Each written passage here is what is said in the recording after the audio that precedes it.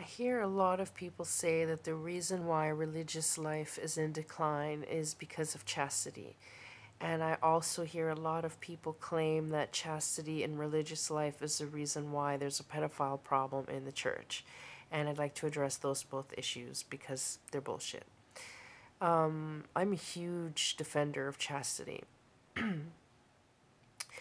I've lived both extremes, where I've gone cockathoning and I've been chaste in several different times of my life. I practice chastity as a cleansing. When I need to focus on something in my life 100% and I don't want to be distracted, I practice chastity, and that's been for many different reasons.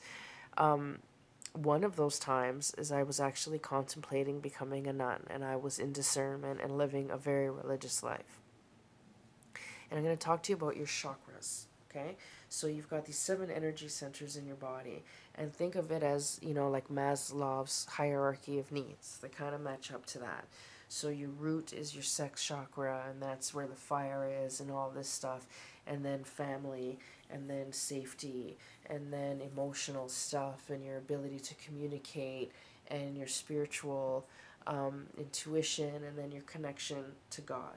So when your energies are focused on the God thing and spiritual life and community service, your energy is very much here, which means it's not down here, and sex truly is the last thing on your mind. You're not there. You're looking at people's grief and pain all day, and you're praying all day, and you're just not thinking about a blowjob. You're not thinking about an orgasm. It's just not where your head is at. And what chastity allows it to be a predetermined conversation. I don't have to have this conversation with myself. I've already decided that I'm not having sex. And I'm leaving my relationship romantic self on the shelf for a while because I really need to focus on the business. I need to focus on my relationship with God, or I need to really focus on the homeless shelter, or whatever trip you're on. And chastity is a really good way of giving you a ton of energy, both mental, because when you're sexually active, you're not just sexually active in the moment you're having sex. You're thinking about who needs to call, or somebody calling you, or wow, that guy's hot, or you know what I mean? So even your mental space is cluttered with, thoughts and people or whatever. And not that that's bad, that's a good time. And I enjoy those times in my life. But when you're really trying to give your energy to a specific thing or area of your life, sex and romance is a very big distraction. So if you could count all the minutes in a day that you're thinking about romance or men or women or whatever, and think, wow, if I could take that into minutes, that translates to like 4 hours in my day I was thinking about so and so. If I could put that 4 hours into my business, I'd be rich. That's the kind of trade-off. Or if I could put those 4 hours into bringing down a corrupt government, I could probably get a lot done. So that's the trade-off. And somebody who's living as a priest or a nun, especially a priest, when I was in discernment, I had really good priests that were my spiritual directors or whatever, and their whole life was God. The one priest, even when he wasn't working, he was, walking with the rosary and he was praying. He was very much in a trance the majority of the time. Very, very pure heart. And he was available 24/7. He wasn't the kind of priest that had the church open on Sundays and then it was closed every other time. That church was open 24/7. And it didn't matter. I could show up at 4 in the morning and eventually one of those priests would be walking through the church. They were up I don't know when these people slept. And somebody is always dying or being born or needing advice or the shit hitting the fan or whatever. So they were always working. That would be unfair to any spouse. No marriage could be healthy in that kind of environment unless your religion is the type of religion that only is open from 9 to 5 and you don't do much outside business hours. But in the faith I was in, which was Roman Catholic, that's not the way it works. Your priest was there whenever, well, back then, I don't know about now, But back then, your priest was there whenever you needed them. So how would it be for the priest or their children if they were to be allowed to have children, where you're supposed to have your daddy there for all your games and for all your heartbreaks or illnesses, but your dad can't be there because he's busy taking care of everybody else? That's not fair to the wife. That's not fair to the children. And that's why it's never been allowed. Chastity in religious life gives you the freedom to only have to worry about yourself and everybody else. You don't have time to be pandering to a spouse or to children, because you're the father of everybody, not just your son and your daughter, right? You're everybody's dad.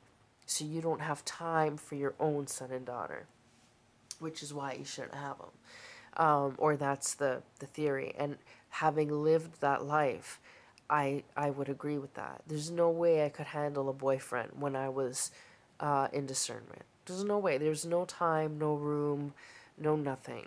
Not unless I found, a monk type man that was living the same life as me, which often me and my husband are kind of like that sometimes. We go through chaste parts in our marriage, and all we do is work on our spiritual selves or self-actualization, and we leave sex to the side because we want to be of higher resonance, and we're trying to build up that energy to get there. So we do it as a conscious practice every once in a while in our marriage, and it's been very worthy. And I mean, I'm not saying do it for 2 weeks.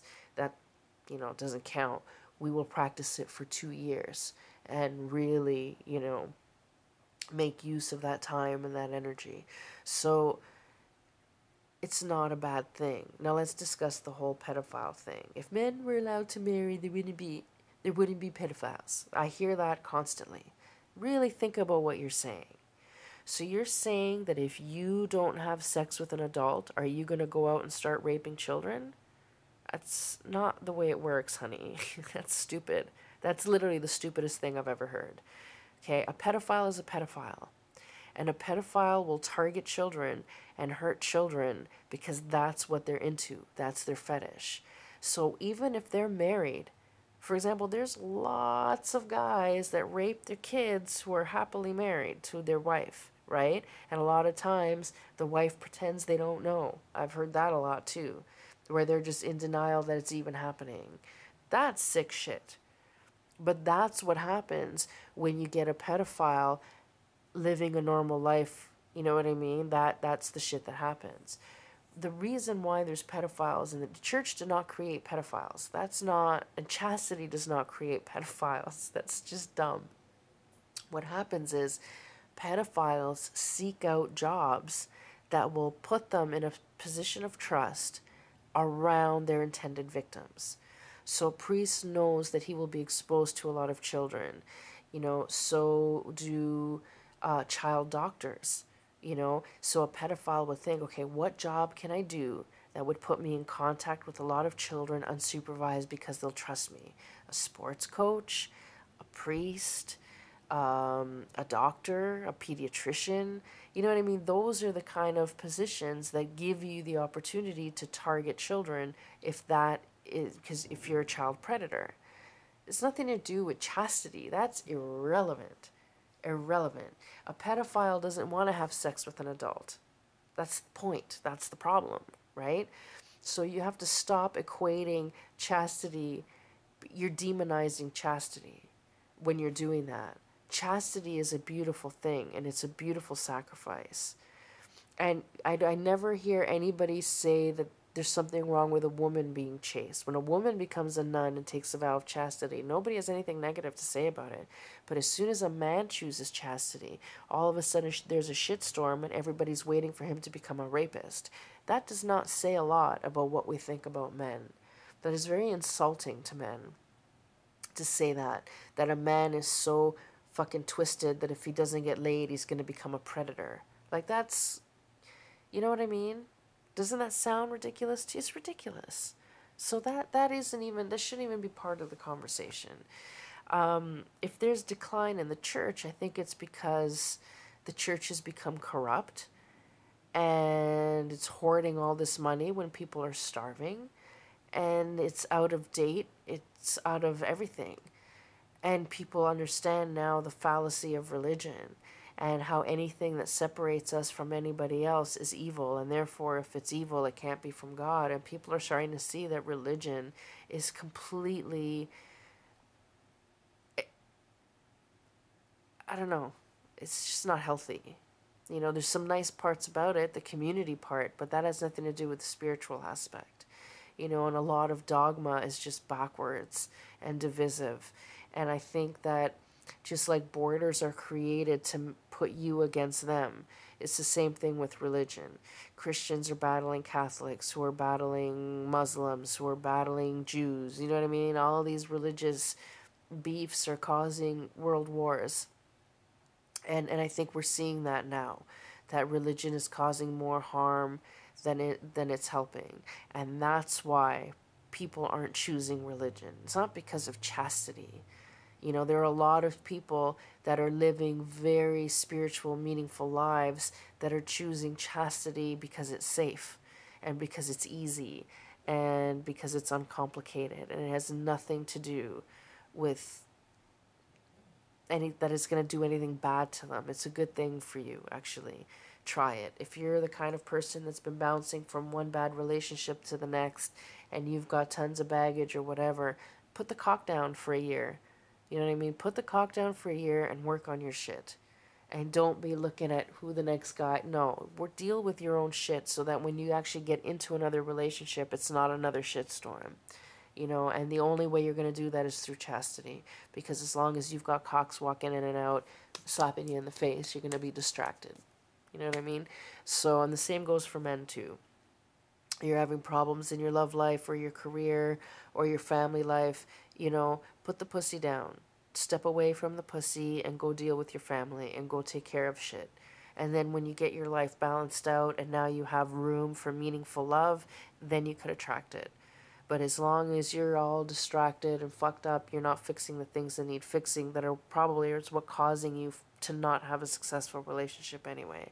So chastity has a purpose, and especially if you're going for spiritual connection to God. Yes, I will say that sex is also very spiritual and very magical, and that can also become ritualistic. But there's definite merit in chastity for sure, and it shouldn't be discounted.